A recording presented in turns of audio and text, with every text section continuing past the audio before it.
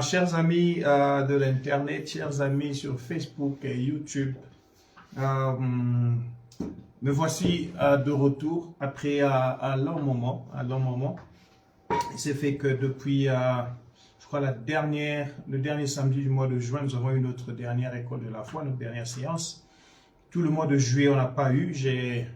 J'étais en dehors du pays, j'étais en dehors pour un voyage missionnaire au Congo. Je me suis retrouvé à Kinshasa et puis nous avons eu une croisade qui a très bien réussi dans la ville de Kikwit avec l'évangéliste Thuram Kassongo et le pasteur Francis et Mika Pambou qui nous ont reçus de l'église La Compassion à Kikwit. C'était merveilleux, on a passé de très bons moments à Kikwit. Je salue tous les amis de Kikwit qui nous suivent. Je salue tous les amis de l'église La Compassion Kikwit qui nous ont bien reçus pendant notre temps à Kikwit. Nous sommes rentrés depuis la fin du mois de juillet. On s'est reposé un peu. C'était une longue série de travail. Et nous avons pensé prendre un petit repos loin de réseaux sociaux avec l'école de la foi. Et voilà, nous sommes rentrés. Nous nous retrouvons aujourd'hui à notre 81e séance de l'école de la foi, 81e séance de l'école de la foi. École de la foi, séance 81. C'est par la grâce de Dieu. Ça va vite, ça marche comme ça.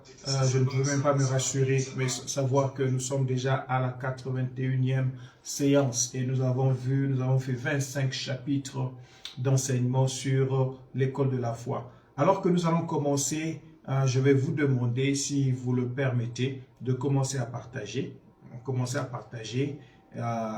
Partager le lien, identifier les amis, signaler aux amis que l'école de la foi a commencé. Les réguliers, là où vous êtes, commencez à identifier les autres. Dites-leur que le pasteur Jean-Claude est de retour à l'école de la foi. Et je voudrais savoir qui est la première personne à être là. Partagez dans le groupe. Nous avons des groupes. Partageons avec des amis. Faisons-le. C'est un moment bien. Ça fait tellement bien de savoir que de savoir qu'on a des gens qui nous suivent. Et c'est merveilleux. C'est merveilleux. Gloire à Dieu. Gloire au Seigneur. Voilà, donc j'étais en train de dire partager dans les groupes WhatsApp. Je vais le faire moi-même aussi, un groupe Facebook. Je le fais moi-même aussi pendant 1 ou 2 minutes avant que nous ne commencions la leçon d'aujourd'hui à la 81e séance de l'école de la foi. Gloire à Jésus. Pour ceux qui ne me connaissent pas, moi, c'est le pasteur Jean-Claude Ndagano. Je sers le Seigneur ici en Afrique du Sud et je suis basé à Potchefstroom dans le Northwest Province, ici en Afrique du Sud. Et je dirige l'extension de l'église Rhema Bible Church dans la ville de Potchefstroom. Voilà. Donc si vous êtes là, ça nous fera du bien que de savoir qui est là. Envoyez un message, dites bonjour, dites bon après-midi, dites shalom, et que nous sachions qui est déjà connecté avant que je ne puisse faire la prière et que je puisse commencer avec l'enseignement de cet après-midi. Un bel enseignement, un beau message intitulé « Tu peux écrire ta propre histoire avec Dieu ». À l'école de la foi, je vais inviter quelqu'un, dire à quelqu'un qu'il est possible que tu puisses écrire ta propre histoire avec Dieu. Il est possible que tu puisses écrire ta propre histoire avec Dieu.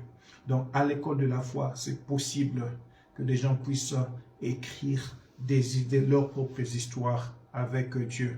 Je salue, je vois Théo Moali, un jeune frère qui est connecté.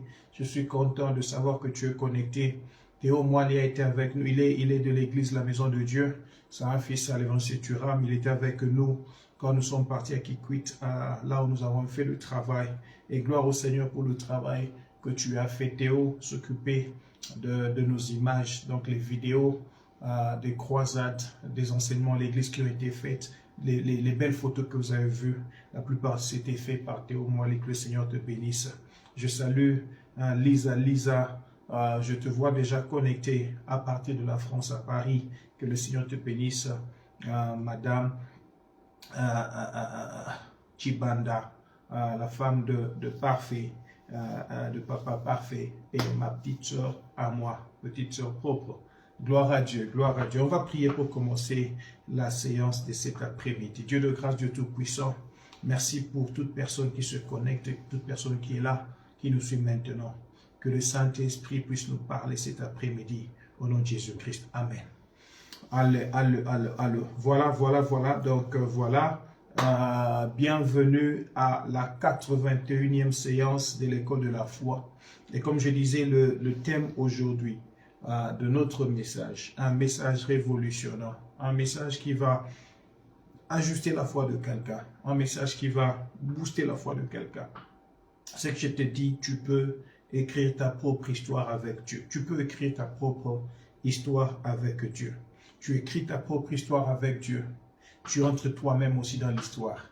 Et tu entres dans les annales qui sont rédigées, dans les annales qui sont racontées.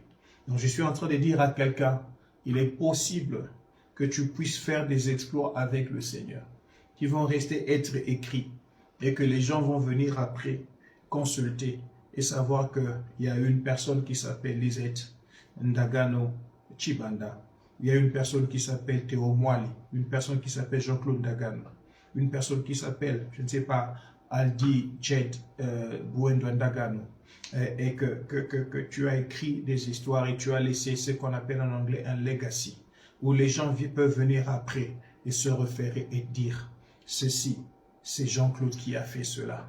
Parce qu'il y a eu un jour, il a fait un exploit avec le Seigneur et il a écrit une histoire qui est restée dans les annales qui sont rédigées et qui sont racontées. Je vais vous parler de deux personnes.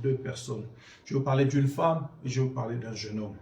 De la jeune femme, on peut commencer dans Marc chapitre 5 à partir du verset 21. Marc chapitre 5, la référence est du verset 21 au verset 34. Marc chapitre 5, verset 21 au verset 34. La Bible nous parle, si je dois vous mettre dans le contexte ici, Jésus qui revient de Gadara, dans le pays des Gadaréniens ou de Génézareth. Jésus est arrivé dans le pays des Gadara, comme vous le savez, il a fait un exploit spectaculaire. Il a délivré un fou qui était connu, un fou qui avait presque, comment on peut dire, qui avait une renommée, quelqu'un dirait, locale, provinciale. Dans leur milieu, on le connaissait. Il était nommé le fou de Gadara. Ça ne veut pas dire qu'il était le seul fou à Gadara, je ne pense pas. Il y avait beaucoup d'autres fous. Mais il était un fou spécial, un fou connu, un fou qui a fait parler de lui. On l'appelait le fou de Gadara. Jésus est venu, il a chassé la légion des démons qui se trouvaient dans ce fou de Gadara, qu'il a transformé ce fou de Gadara en un évangéliste. La Bible dit que ce jeune homme a voulu suivre Jésus après qu'il soit guéri. Vous connaissez l'histoire. Jésus a refusé qu'il monte dans la barque. Il lui dit, va raconter à ta famille, va raconter à tes amis ce que le Seigneur a fait de toi ou avec toi. Et la Bible nous dit qu'il est parti dans toute la Décapole pour aller annoncer la parole de Dieu. Jésus a été renvoyé par la population de Gadara. La Bible dit que les gens sont venus le supplier de quitter leur territoire. Ils ont supplié Jésus de quitter leur territoire parce que ce que Jésus avait fait, c'était terrible. Le démoniaque, c'est lui qui avait eu la légion, la Bible dit, ils l'ont trouvé assis, vêtu, dans son bon sens. Et il s'était saisi de frayeur. Au même instant, ils ont perdu beaucoup de leurs pourceaux parce que plus de 2000 porcs, les esprits méchants sont entrés en eux, où Jésus a chassé les esprits méchants en eux, et ils se sont retrouvés dans les montagnes, dans les vallées de montagnes, et ils étaient détruits. Jésus rentre de l'autre côté, la Bible dit, lorsqu'il arrive de l'autre côté, il trouve une grande foule qui vient se rassembler au bord de la mer, alors qu'il quittait la barque. Et va venir un homme. Un homme va venir trouver Jésus, il s'appelle Jairus. La Bible dit qu'il était un des chefs de la synagogue. Il vient voir Jésus, il dit à Jésus, ma fille est à l'extrême, c'est-à-dire ma fille est sérieusement malade, on dirait en coma, à un stade avancé de la maladie. Et je te prie de venir lui imposer les mains, parce que je crois que si tu le fais, elle va être sauvée, elle va vivre. Alors Jésus prend la décision de dire, ok, ça va, d'accord, tu es connu comme un des chefs des synagogues, tu travailles à l'église, tu es un chef spirituel, je veux marcher avec toi pour aller guérir ta fille. Pour aller guérir ta fille. Alors là, Jésus s'en alla et une grande foule le suivait, le pressait. Ce qui est intéressant pour moi, c'est là où l'histoire commence, c'est le verset 25e. Verset 25e, Jésus dit, la Bible dit, « Or, il y avait une femme atteinte d'une perte de sang depuis 12 ans. » La Bible dit « Or, il y avait ». Le mot « or », O-E-R, en français, c'est une conjonction de coordination qui sert à marquer la transition d'une idée à une autre. On passe d'une idée à une autre. Tu vois, on était en train de parler de Jairus, l'un des chefs de synagogue, qui est venu prier à Jésus pour aller guérir sa fille. Jésus commence à marcher. Il y a une grande foule qui le suit, qui le presse. Alors on met un or. On veut apporter une conjonction, une coordination entre la première idée et la deuxième idée, qui est une transition. La transition ici, or veut dire pourtant, ça veut dire mais, ça veut dire cependant, ça veut dire néanmoins. C'est-à-dire ici, il y a introduction d'un nouvel élément d'un récit. Un nouvel élément de récit qui n'a rien à voir avec le récit précédent. Le récit précédent est que Jésus est en train de partir dans la maison de Jairus, un des chefs de la synagogue, pour aller guérir sa fille qui est sérieusement malade. Et or, il y a une femme. Écoutez bien, on dit une femme. C'est-à-dire, elle n'est même pas définie. On utilise un article indéfini. Une femme, pas la femme. On dit une femme. C'est-à-dire, c'est une femme parmi toutes les autres. Elle est commune, donc.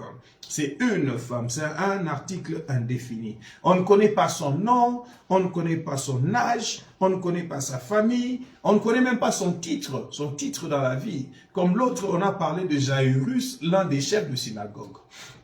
Alléluia. Tout ce qu'on connaît de lui, c'est que c'est une femme. C'est une femme. On dit c'est une femme. Une femme. Tout ce qu'on connaît d'elle, c'est d'elle plutôt, c'est sa maladie. Elle est malade, ça fait 12 ans. Elle est maintenant, elle est reconnue mondialement. Elle est pas mondialement. Elle est reconnue dans sa contrée pour être une femme malade pendant 12 ans. Elle saigne pendant 12 ans. Elle a une hémorragie qui ne finit pas. C'est la seule définition qu'on a d'elle. La femme a la perte de sang depuis 12 ans. C'est-à-dire, c'est une femme incognito. Elle est inconnue, à part le fait qu'elle saigne pendant 12 ans. On ne connaît rien d'autre d'elle. On ne sait pas si elle a fait des exploits dans la vie. On ne sait pas quel est son carnet d'adresse. Mais le plus grand carnet d'adresse qu'on connaît de lui, c'est que le verset 26 dit, elle a beaucoup souffert. Elle est reconnue comme une femme de souffrance. Elle a beaucoup souffert. Ça décrit sa misère, beaucoup de souffrance. Elle a dépensé son argent. Elle a perdu tout ce qu'elle avait. Je ne sais pas, elle a même vendu des choses qu'elle avait pour avoir de l'argent afin de se faire soigner. Et la Bible dit, elle n'avait éprouvé aucun soulagement, mais plutôt elle était allée en s'empirant. C'est-à-dire, elle devenait de plus en plus malade. Elle est devenue anémique. Elle faisait des vertiges, elle avait des maux de tête. Sa condition n'était plus bonne. Elle devait aller de transfusion en transfusion. C'est une femme qui est en train de vivre une vie de contraste en contraste, d'échec en échec. Elle perd de l'argent pour se faire soigner, mais alors qu'elle a vendu ses histoires, elle a tout perdu, elle se fait soigner, mais rien n'arrive, rien de bon. C'est ça, c'est là l'histoire de la femme. Jusqu'à ce qu'un jour, il y a un contraste dans le sens positif qui va arriver. C'est que j'aime le verset 29e, je saute verset 27 et 28. Le verset 29e, on dit au même instant, la perte de sang s'arrêta. Elle sentit dans son corps qu'elle était guérie de son mal. Il y a un contraste dans le sens positif qui arrive un jour. Il y a tout un coup, à l'instant même, tout un coup, il y a stop à l'hémorragie. La vie de la femme change. L'histoire de cette femme qui coulait le sang pendant 12 ans change. Le sang est parti. Ça stoppe, ça stoppe, ça stoppe, ça stoppe. Qu'est-ce qui est arrivé? L'histoire a changé. L'histoire a changé. L'histoire a changé. La femme à la perte de sang pendant 12 ans n'est plus la femme à la perte de sang. Finalement, on dit, le sang a stoppé. Elle a senti dans son corps qu'elle allait maintenant bien et qu'elle était guérie de son mal. Le mal est parti. Le mal est parti. Oh. Par contre, la dame, laissez-moi aller vous trouver le jeune homme dont j'allais vous parler, il s'appelle David. David, par contre, l'histoire de la dame, on va y revenir. David, dans 1 Samuel chapitre 18, dans 1 Samuel chapitre 18, à partir du verset 5e, je lis verset 5 à verset 8, il est écrit, David allait et réussissait partout où on l'envoyait. Il fut mis par Saül à la tête des gens de guerre, il plaisait à tout le peuple, même aux serviteurs de Saül. Il plaisait à tout le peuple. Tout le peuple avait plaisir à voir Saül, David. Et comme il revenait lors du retour de David, après qu'il lui ait tué le Philistin, les femmes sortirent de toutes les villes d'Israël.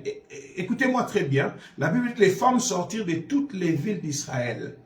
Je suis en Afrique du Sud, je ne connais pas le nombre de villes, j'ai pas vérifié, mais il y a beaucoup de villes. Les femmes sont sorties de toutes les villes de toute une nation, de Johannesburg, de Pretoria, de Durban, de Cape Town, de Port Elizabeth, de Mafeking, de Klerksdorp, de Potchefstroom, de Vaal, de Vereeniging, de Nelspruit, de Polokwane, de Bloemfontein, de Port Elizabeth. Ils sont sortis de partout. Si c'est au Congo, les femmes sont sorties de Kinshasa, de Matadi, de Bandundu, de Kikwit. Les femmes sont sorties de Mbandaka, de Bukavu, de Goma, de Lubumbashi. Les femmes sont sorties de Kolwezi. Elles sont sorties de Likasi. Elles sont sorties de Mbujimaï. Elles sont sorties de Kanya, de Kananga. La Bible dit, les femmes sont sorties de toutes les villes d'Israël au devant du roi de Saül, en chantant et en dansant au son des tambourins et des triangles, et en poussant des cris de joie. Les femmes chantaient, se répondaient les unes aux autres, et disaient, donc il y avait un groupe qui entonnait et l'autre répondait. Entonnait et l'autre répondait. Il disait quoi? Saül a frappé ses 1000. L'autre répondait, et David ses 10 000. Saül a frappé ses 1000. Et David ses 10 000. Saül a frappé ses 1000. Et David ses 10 000. Verset 8, Saül fut très irrité. Et cela lui déplut. Il dit, on en donne 10 000 à David et c'est à moi que l'on donne les 1000. Il ne lui manque plus que la royauté. On donne 10 000 à David. Ça dit 10 fois que moi. À moi, on donne 1000. Qu'est-ce qu'on est en train de dire? On est en train de dire que David est 10 fois meilleur que moi. Alors, bien aimé, ma question est que celle-ci. Comment est-il arrivé que David soit chanté par les femmes, toutes les femmes du pays, alors que quelques temps auparavant, 1 Samuel chapitre 16, le prophète est arrivé dans la ville où habite David. Il est venu pour introniser le roi. Il va voir les anciens de la ville. Il a même vu Isaïe. Il demande à ce que Isaïe puisse sanctifier sa famille, sanctifier les gens de sa maison et venir au banquet d'intronisation du roi. Le papa de David n'a pas trouvé que David était royable. Excusez-moi le terme royable. C'est comme le terme présidentiable. C'est lorsqu'on regardait les gens qui peuvent devenir rois. Le papa de David lui-même ne considérait pas son fils qui pouvait être royable. Pourquoi je le dis? Lorsque tous ses enfants étaient sanctifiés, préparés, lavés pour venir à l'intronisation du roi, parmi lesquels un de ses enfants devait être choisi roi, les 7 étaient allés là-bas. Le papa n'a pas trouvé nécessaire, important, impérieux à apporter David. David est resté à aller s'occuper des troupeaux, des petites brebis de sa famille. Donc, et cette femme, et David, négligés par ses parents, négligés par des hommes, ils ont appliqué la foi pour écrire leur propre histoire. Que personne n'a pu écrire pour eux. Personne n'a pu écrire leur histoire. Ils ont écrit leur histoire eux-mêmes. David, son père n'a pas pu écrire son histoire. La femme qui faisait couler le sang, les gens qui étaient autour de lui n'ont pas pu écrire son histoire. Mais elle-même, par sa foi, elle a écrit l'histoire de sa vie. Donc, je veux dire à quelqu'un, la clé pour que tu puisses écrire ta propre histoire avec Dieu, c'est la foi. La foi. L'application de la foi authentique. Lorsque tu appliques la foi de manière authentique, tu vas écrire la propre histoire de ta vie qui te fera entrer dans l'histoire et ton nom restera dans les annales des récits qui sont racontés et qui sont rédigés. Un homme de foi. Hébreux chapitre 11 relate les hommes de foi. Et même David, lorsqu'il arrive à la fin, l'auteur du livre des Hébreux, il dit, que dirons-nous encore pour? Il a commencé à citer des noms. Parce qu'il y a encore des gens qui ont encore la foi, qui sont encore vivants, qui vont encore arriver, qui viendront après. Et ce sont nous les apôtres vivants d'aujourd'hui. Des hommes de foi qui devront être écrits dans l'histoire, qui resteront dans l'histoire. Oh, je parle à quelqu'un. Si tu es comme moi, tu es avec moi, accepte avec moi que par ta foi, par l'application de la foi authentique que nous sommes en train d'apprendre à l'école de la foi, tu peux écrire l'histoire de ta vie. Et que faire maintenant? David, c'est 1 Samuel chapitre 17 qui parle de tout ce qu'il a fait pour entrer dans l'histoire de sa vie. Pour cette femme ici, je veux rentrer dans la femme qui faisait couler le sang, dont l'histoire a changé, qui n'est plus désormais la femme qui faisait couler le sang, mais dont le sang a stoppé de couler. Écoutez ce qui s'est passé. Au verset 27, partie A, la Bible dit, ayant entendu parler de Jésus, dans l'application authentique de la foi de cette femme, elle avait entendu parler de Jésus. J'aime la version King James en anglais dit, après avoir reçu plusieurs rapports sur Jésus, many reports about Jesus, après avoir reçu plusieurs récits, plusieurs rapports sur Jésus, pas un seul rapport, pas un seul récit, mais après avoir reçu beaucoup de récits sur Jésus, après avoir entendu beaucoup d'exploits sur Jésus, après avoir entendu beaucoup de choses sur Jésus. Alléluia. Beaucoup d'ententes. Je crois pour moi, ça c'est moi qui le dis. Dans Marc chapitre 2, il y a un paralytique qui est amené par 4 amis, qu'on a fait entrer par le toit. On l'a fait descendre là où se trouvait Jésus. Et Jésus est venu, Jésus a guéri le paralytique. Non seulement l'a guéri, mais l'a même sauvé. Dans Marc chapitre 4, la Bible parle de beaucoup de malades qui ont été guéris par Jésus. Beaucoup de malades. Beaucoup de malades. Jésus a guéri beaucoup de malades. Dans Marc chapitre 3 plutôt, nombreuses guérisons. La Bible dit, comme il guérissait beaucoup de gens, tous ceux qui avaient des maladies se jetaient sur lui pour le toucher. Les esprits impurs, quand ils le voyaient, se prosternaient devant lui et s'écriaient, tu es le Fils de Dieu. Jésus a opéré beaucoup de miracles. Dans Marc chapitre 4, il a apaisé la tempête. Il a apaisé la tempête avant de se retrouver de l'autre côté pour aller à Gadara. Jésus a opéré des miracles et je suis sûr et certain que cette dame ici a entendu. La Bible dit, ayant entendu parler de Jésus. Qu'est-ce qu'on lui a dit de Jésus? On lui a dit, Jésus vient de guérir un malade, un paralytique qui a marché. Jésus vient de guérir quelqu'un qui avait des myomes, qui a vu le myome disparaître. Jésus vient de guérir quelqu'un qui devait être opéré d'une appendicectomie, mais ça n'a plus été fait. Jésus vient de faire Jésus. Ayant entendu parler de Jésus, beaucoup d'ententes. Je vous invite, bien-aimés dans le Seigneur, de pouvoir entendre parler de Jésus. Beaucoup, beaucoup, beaucoup. Entend beaucoup parler de Jésus. Parce que la foi vient de ce qu'on entend. Vous vous rappelez de notre enseignement sur la cinétique de la foi. La foi ne vient pas de ce qu'on écoute. Écouter, c'est percevoir le son par l'oreille. Mais la foi vient de ce qu'on entend. On écoute avec l'oreille, on entend avec le cœur. Entendre, c'est se mettre d'accord avec la parole qu'on a écoutée. Je me mets d'accord et je reçois cette parole, je la garde dans mon cœur. La foi vient de ce qu'on entend. La Bible dit, ayant beaucoup entendu de parler de Jésus, je m'excuse, donc beaucoup d'ententes. Le verset 28, il est écrit, car elle disait, si je puis seulement toucher ses vêtements, je serai guéri. Elle disait. La Bible ne dit pas, car elle l'a dit. Non, la Bible dit, elle disait. C'est-à-dire, elle était en train de dire continuellement. Le temps ici, c'est l'imparfait. L'imparfait définit le présent continuel du passé. Le présent continuel dans le passé. Donc, elle disait. Aujourd'hui, elle dit. Après-demain, elle dit. Elle se dit à soi-même, elle dit aux gens qui l'écoutent, elle se disait, le jour que je verrai Jésus, si je vais seulement toucher son vêtement, si je touche un de ses vêtements, je sais, je serai guéri.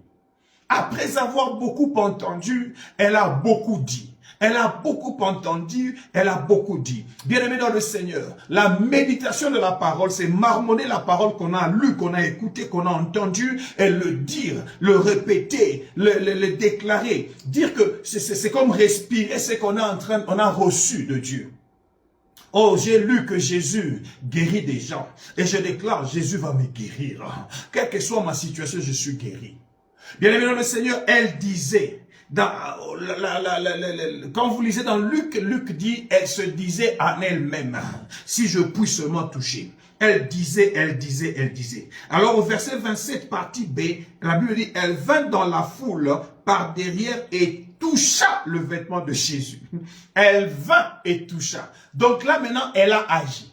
Après avoir beaucoup entendu, après avoir beaucoup déclaré et décrété, elle est venue par un acte de foi. Elle a touché, elle a fait ce qu'elle disait. Je disais, elle a fait ce qu'elle disait. Peu importe comment elle a fait cela. Parce qu'ici, la Bible dit, elle a approché Jésus par derrière. Elle vint dans la foule par derrière et toucha Jésus. Pourquoi? Parce que dans sa circonstance, dans sa condition, elle saignait, elle ne pouvait pas venir de devant les gens. Elle était considérée comme impure, les gens étaient en train de la fouler, elle est venue par derrière pour que personne ne puisse la voir. Elle est venue par derrière la toucher. Peu importe le moyen par lequel tu vas agir, hein, si tu fais ce que Dieu dit, si tu fais ce que la parole dit, tu verras les résultats être donnés. Alléluia. L'application de la foi authentique a fait que cette femme qui faisait couler le sang pendant 12 ans a vu son histoire changer. Elle a écrit une nouvelle histoire avec Jésus. Une seule action a suffi. Un seul acte, un acte de foi, après avoir beaucoup entendu, après avoir beaucoup déclaré, et cela a suffi pour changer l'histoire de la personne. Et l'histoire de cette femme va désormais être réécrite d'une autre manière. On va parler de la femme qui coulait le sang, qui faisait couler le sang pendant plus de 12 ans et qui a touché Jésus de manière spéciale, au point que Jésus, pour la première fois, sentait qu'une force est sortie de lui. Au chapitre 3e, Marc chapitre 3, au verset 10, la Bible dit, beaucoup de gens, Jésus les a guéris et tous ceux qui avaient des maladies s'est jeté sur lui pour le toucher. Mais ce jour-là, Jésus n'a pas senti qu'une force est sortie de lui. Il n'en a même pas parlé. Mais ce jour-ci, lorsque cette femme l'a touché, la Bible dit au verset 30e, Jésus connut aussitôt en lui-même qu'une force était sortie de lui et se retournant au milieu de la foule, il dit, qui a touché mes vêtements? Qui m'a touché?